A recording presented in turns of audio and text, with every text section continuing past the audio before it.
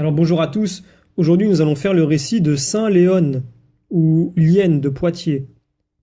Donc Léon, vulgairement Lienne, fit de grands progrès sous la discipline de Saint Hilaire et mérita, par l'intégrité de ses mœurs et sa science des divines écritures, d'être ordonné prêtre par ce grand saint. Il remplit les devoirs de cette dignité de façon à mériter l'affection de Saint Hilaire, qui faisait de lui le confident de ses plus intimes pensées. Il accompagna son évêque en exil et souffrit avec lui pour la foi.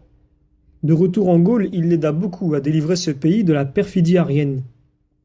Le saint évêque, l'ayant appelé près de lui à ses derniers moments, il vit la lumière céleste qui descendit jusqu'à lui pour recevoir son âme et dans laquelle s'envola cet esprit déjà béatifié. Donc en 368.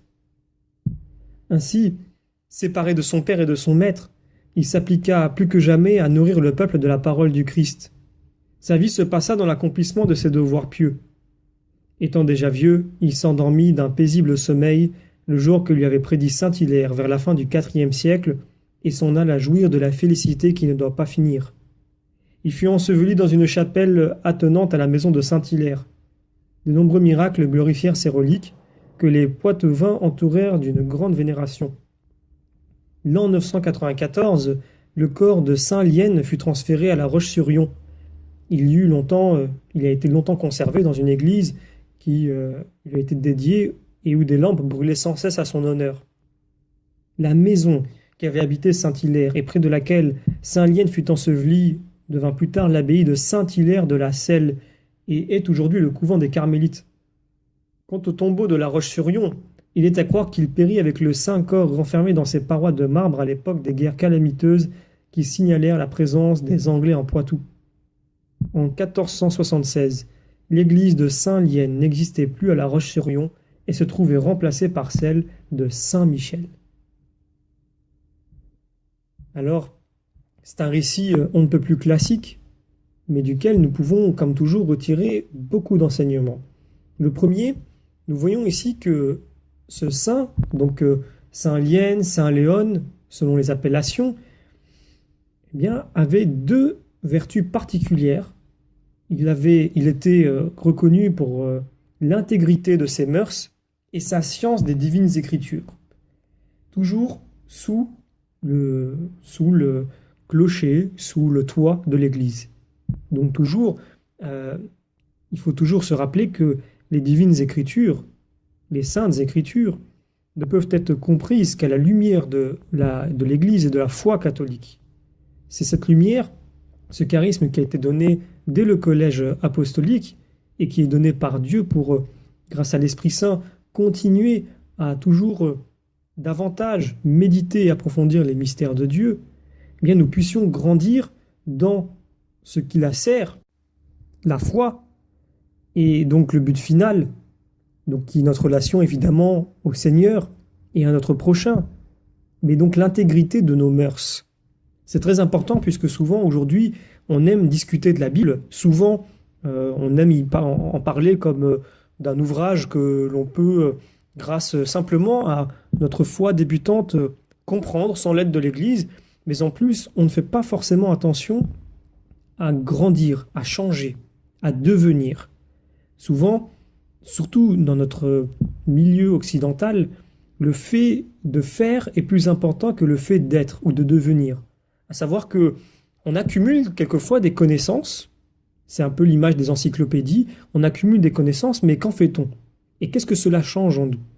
Si aujourd'hui l'étude des Saintes Écritures ne sert pas à grandir dans nos mœurs, eh bien cela ne sert de rien de comprendre la parole de Dieu.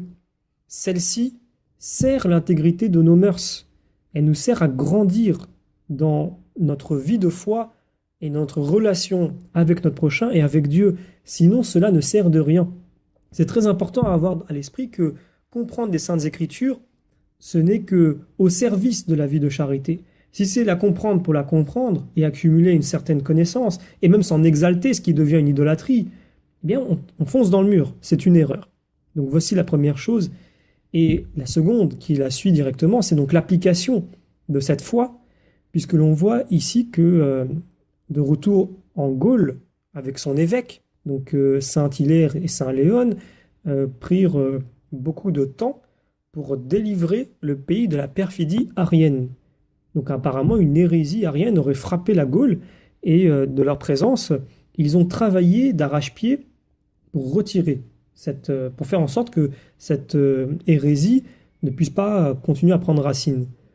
De même, en tant que chrétien, là où nous voyons le mensonge, là où nous voyons l'erreur, il est important d'apporter la vérité et la lumière, toujours avec l'humilité et l'espérance, toujours dans la confiance du Seigneur et toujours avec patience, mais néanmoins avec persévérance et franchise.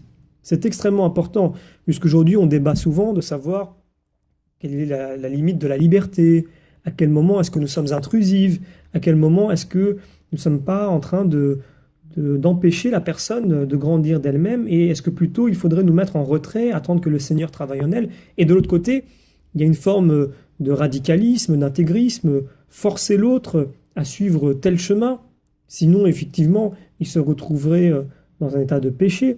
On est souvent dans ce combat entre la liberté et l'interdit, je dirais. Et en fait, la réalité, c'est qu'il faut simplement avoir l'attitude des apôtres qui était de présenter la vérité. Pour présenter la vérité, il faut déjà l'avoir comprise. Et ensuite, avoir l'humilité, quand on la présente, de ne pas passer pour celui qui en est le dépositaire, et en plus, de ne pas être sûr de soi au point d'oublier que nous sommes les premiers à être infidèles à la parole de Dieu. Donc voilà, aujourd'hui, je ne serai pas très long exprès parce qu'il est important de rester sur ce point. Je dirais, demandons à Saint Léon ou Lien d'intercéder pour nous auprès du Seigneur, afin que nous ayons déjà le désir d'approfondir la parole de Dieu, toujours sous le regard et la lumière de l'Église catholique, et que celle-ci, dont je parle de la connaissance des Saintes Écritures, nous permette de grandir dans notre relation avec notre prochain et dans notre amour pour Dieu, et que cet amour qui grandit en nous, ce désir que nous avons de Dieu, auquel Dieu répond, nous permette d'être courageux, de montrer les erreurs. Évidemment, pour connaître les erreurs, il faut savoir où sont-elles et savoir les discerner. C'est tout le travail de la lumière de l'Église et du magistère de l'Église, donc à travers notamment nos papes.